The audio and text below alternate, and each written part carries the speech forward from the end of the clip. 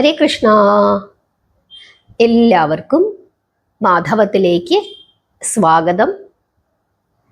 കഴിഞ്ഞ ദിവസം നമ്മൾ പറഞ്ഞു നിർത്തിയ കഥ അത് സ്യമന്ത പഞ്ചകത്തിൽ എല്ലാവരും ഒന്നിച്ചു ചേർന്നതും രാധാറാണിയും കൃഷ്ണനും ഗോപസ്ത്രീകളും യശോദാറാണിയും നന്ദഗോപരും വസുദേവരും എല്ലാവരും തമ്മിൽ പരസ്പരം കാണുന്നതുമായ ആ ഭാഗമാണ്.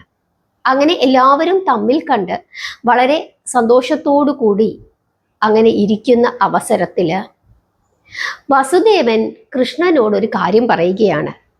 വസുദേവൻ കൃഷ്ണനോട് പറയുകയാണ്, മകനെ, നിന്നെ കാരാഗ്രഹത്തിൽ വെച്ച് പ്രസവിച്ചപ്പോൾ ഞാനും നിന്റെ അമ്മയും കൂടി പല വഴിപാടുകളും നേർന്നിരുന്നു.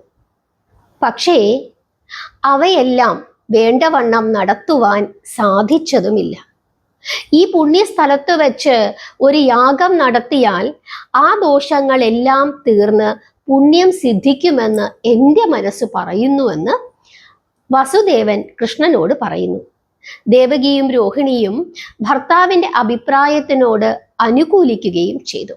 അതനുസരിച്ചിട്ട് ഭഗവാൻ ദിവ്യന്മാരായ ഋഷിമാരുടെ ഉപദേശപ്രകാരം ഒരു മഹായജ്ഞം നടത്തുവാനായിട്ട് തീരുമാനിക്കുന്നു. യജ്ഞേശ്വരനായ കൃഷ്ണൻ തന്നെ യജ്ഞം നടത്തുവാൻ ഇതാ തുനിഞ്ഞിരിക്കുന്നു. മാതാപിതാക്കളുടെ ആഗ്രഹം സാധിക്കുവാൻ വേണ്ടിയിട്ടാണ് അദ്ദേഹം അങ്ങനെ ചെയ്തത്. 8 പത്നിമാരും ഒരുമിച്ച് ദീക്ഷ ആചരിച്ചിട്ട് അദ്ദേഹം ആ യാഗം വിധിപ്രകാരം സന്തോഷത്തോടു കൂടി നിർവഹിക്കുന്നു. അങ്ങനെ യാഗം തുടങ്ങുന്നതിനു മുമ്പ് തന്നെ നന്ദഗോപനും യശോദയും അതുപോലെ തന്നെ ഗോപസ്ത്രീകളുമൊക്കെ തിരിച്ചു പോകാനായിട്ട് തുടങ്ങുന്നു. യാഗം തുടങ്ങുന്നതിന് മുമ്പ് തന്നെ.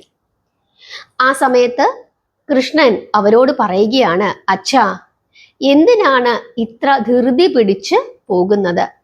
യാഗം കഴിഞ്ഞിട്ട് പോയാൽ മതി. അതുവരെ അമ്മയും ഗോപസ്ത്രീകളും ഒരുമിച്ച് ഇവിടെ താമസിക്കൂ എന്ന് പറയുന്നു. എൻ്റെ യാഗത്തിന് എൻ്റെ അച്ഛനും അമ്മയും നിർബന്ധമായും വേണം എന്നാണ് എൻ്റെ ആഗ്രഹം.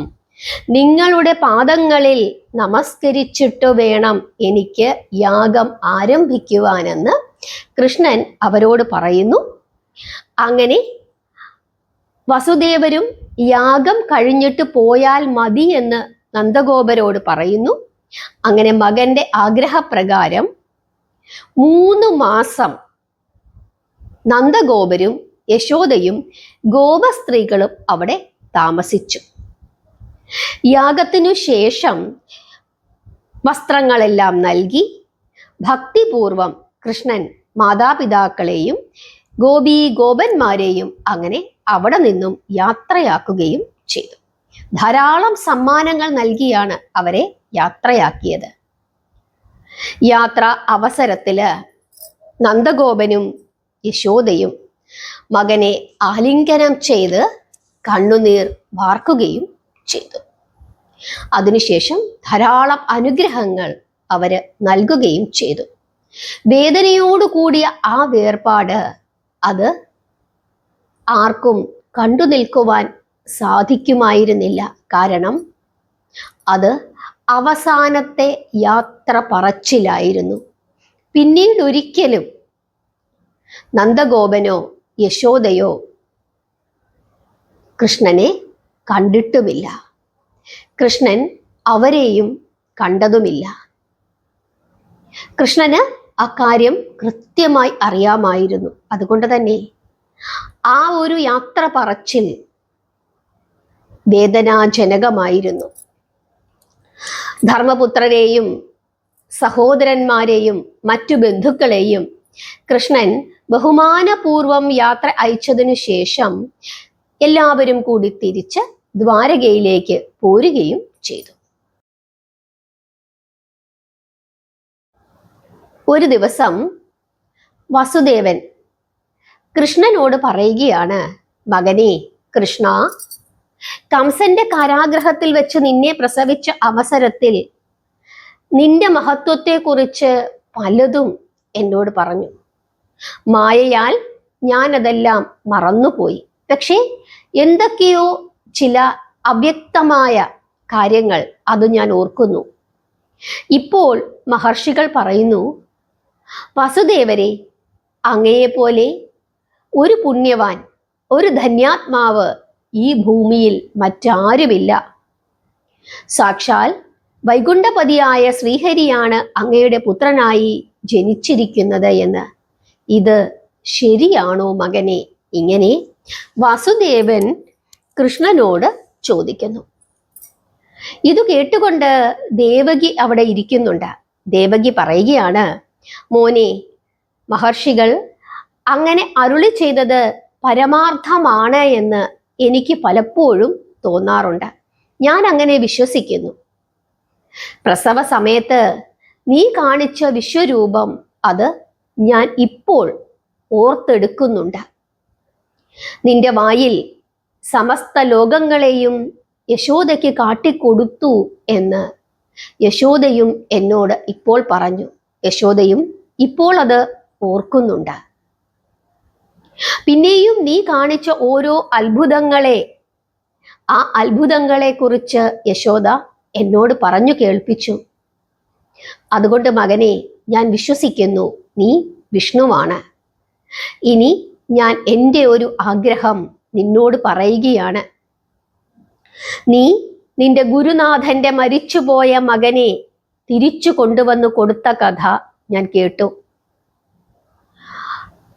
എനിക്കും ഒരാഗ്രഹമുണ്ട്.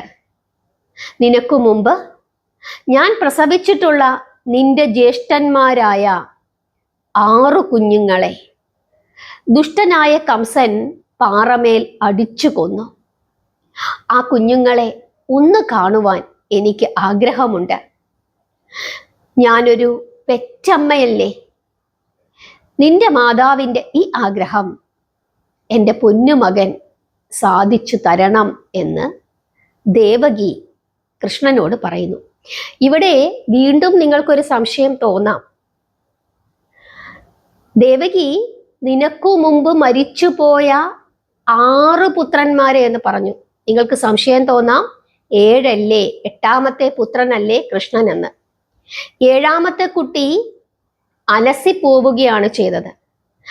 ആ കുട്ടിയെ ദേവകിയുടെ ഗർഭത്തിൽ നിന്നും രോഹിണിയുടെ ഗർഭത്തിലേക്ക് ആവാഹിച്ചു കൊണ്ടുപോവുകയാണ്. അതുകൊണ്ട് തന്നെ അലസിപ്പോയ കുട്ടിയെ കംസൻ കൊന്നിട്ടില്ല. കംസൻ കൊന്നത് 6 കുട്ടികളെ മാത്രമാണ്.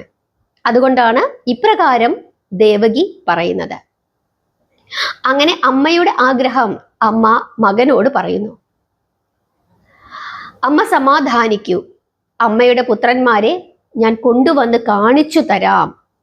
അമ്മയുടെ ആഗ്രഹം സാധിക്കുവാൻ കഴിവില്ലാത്ത പുത്രൻ പുത്രനല്ല എന്ന് കൃഷ്ണൻ ദേവകിയോട് അങ്ങനെ പറഞ്ഞ് അമ്മയെ സമാധാനിപ്പിച്ചതിനു ശേഷം കൃഷ്ണൻ നേരെ സുതലം എന്ന ലോകത്തിലേക്ക് പോകുന്നു. സുതലം എന്ന ലോകം ഒരു അധോലോകമാണ്. ഈ ലോകം ഇപ്പോൾ ഭരിച്ചുകൊണ്ടിരിക്കുന്നത് ആരാണ്? മഹാബലിയാണ്. ഭഗവാനെ കണ്ടതും മഹാബലി എഴുന്നേറ്റു വന്ന് ഭക്തിപൂർവം ഭഗവാനെ സ്വീകരിച്ച് വേണ്ട പൂജകളൊക്കെ ചെയ്ത് ആദരിക്കുന്നു. എന്നിട്ട് ചോദിക്കുന്നു, അവിടുന്ന് ഇപ്പോൾ ഇങ്ങോട്ട് എഴുന്നള്ളിയതിൻ്റെ കാരണം എന്താണ്? അവിടുത്തെ പാദസ്പർശത്താൽ അടിയന്റെ ഈ സുതലം, ഈ ലോകം ഇപ്പോൾ സ്വർഗമായിരിക്കുന്നു എന്ന് മഹാബലി പറയുന്നു. അപ്പോൾ ഭഗവാൻ പറയുകയാണ്, അല്ലയോ ഭക്തോത്തമ, മന്വന്തരങ്ങൾ കഴിഞ്ഞ് ഇന്ദ്രനായി വാഴുവാനുള്ള അങ്ങ് വസിക്കുന്ന ഈ സ്ഥലം അധോലോകമാണെങ്കിലും പുണ്യവാനായ അങ്ങയുടെ സാന്നിധ്യത്താൽ സ്വർഗലോകത്തിനു തുല്യമാണ്. ഈ ലോകത്തിലേക്ക് അങ്ങയെ ഞാൻ താഴ്ത്തിയത് ഭാവിയിൽ അങ്ങയെ സ്വർഗത്തിന്റെ അധിപതിയായി ഉയർത്തുന്നതിന് വേണ്ടിയിട്ടാണ്. എന്നിട്ട് താൻ എന്തിനാണ് ഇവിടെ വന്നത് എന്നുള്ള കാര്യം പറയുന്നു. അതിനു വേണ്ടിയിട്ട് ഭഗവാൻ ചില ചരിത്രങ്ങൾ പറയുകയാണ്. അതായത് ബ്രഹ്മാവിന്റെ പുത്രൻ മരീചി, മരീചിയുടെ പുത്രൻ കശ്യപൻ, മരീചിക്ക് കശ്യപനെ കൂടാതെ ബ്രഹ്മജ്ഞരായ 6 പുത്രന്മാർ കൂടി ഉണ്ടായിരുന്നു. അവരുടെ ജീവിത രീതിയും സ്വഭാവവും ഒന്നും തന്നെ ബ്രഹ്മജ്ഞന്മാർക്ക് യോജിക്കാത്ത വിധമായതിനാൽ ബ്രഹ്മദേവൻ അവരെ അസുരന്മാരായി തീരട്ടെ എന്ന് ശപിച്ചു. അതനുസരിച്ചിട്ട് അവർ 6 പേരും ഹിരണ്യകശിപുവിന്റെ പുത്രന്മാരായിട്ട് ജനിച്ചു. അവരുടെ അനുജനായിട്ടാണ് പിന്നീട് അങ്ങയുടെ പിതാമഹനായ പ്രഹ്ലാദൻ ജനിക്കുന്നത്. അതായത് പ്രഹ്ലാദന്റെ ജ്യേഷ്ഠന്മാരായിട്ട് ഈ 6 പേരും ജനിച്ചു. വിഷ്ണു ഭഗവാൻ നരസിംഹമൂർത്തിയായി അവതരിച്ച് ഹിരണ്യകശിപുവിനെ വധിച്ചതിനു ശേഷവും ആ 6 പേരും അവിടെ തന്നെ താമസിച്ചു. അങ്ങയുടെ കാലത്തും അവരവിടെ ഉണ്ടായിരുന്നു. പക്ഷെ ആരും അവരെ ഗൗനിച്ചില്ല.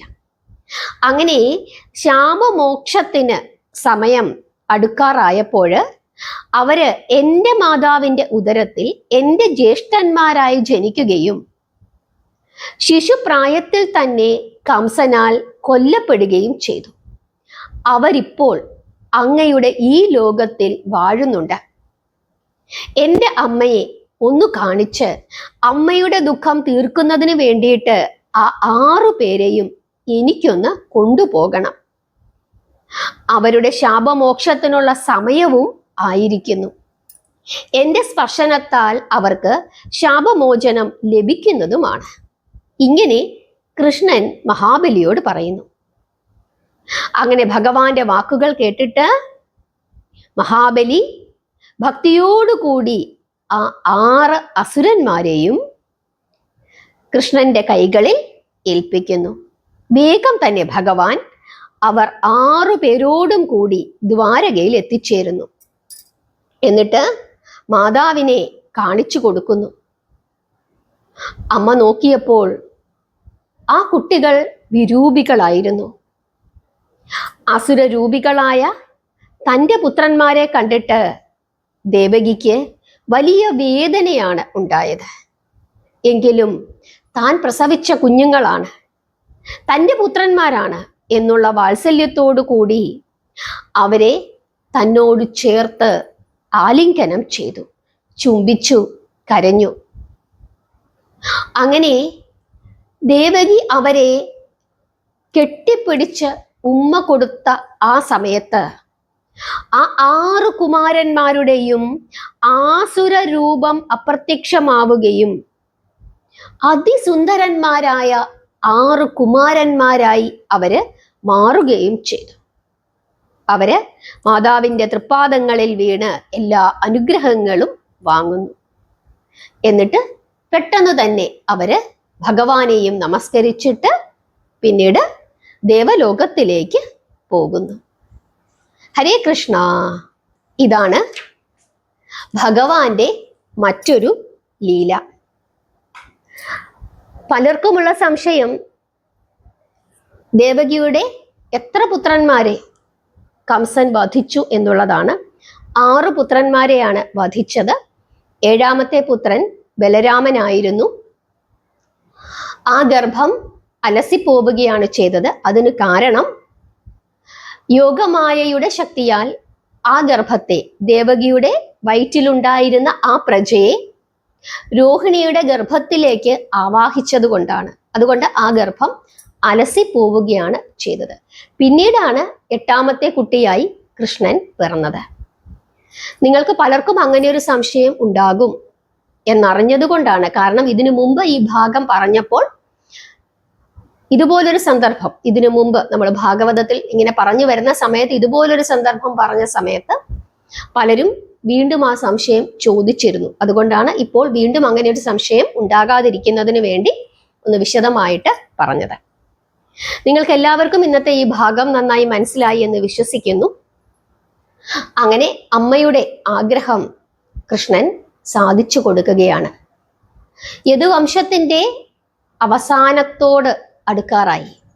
ഭഗവാന്റെ സ്വർഗാരോഹണത്തിന് ഇനി വളരെ കുറച്ചു കാലം കൂടി മാത്രമേ ഉള്ളൂ.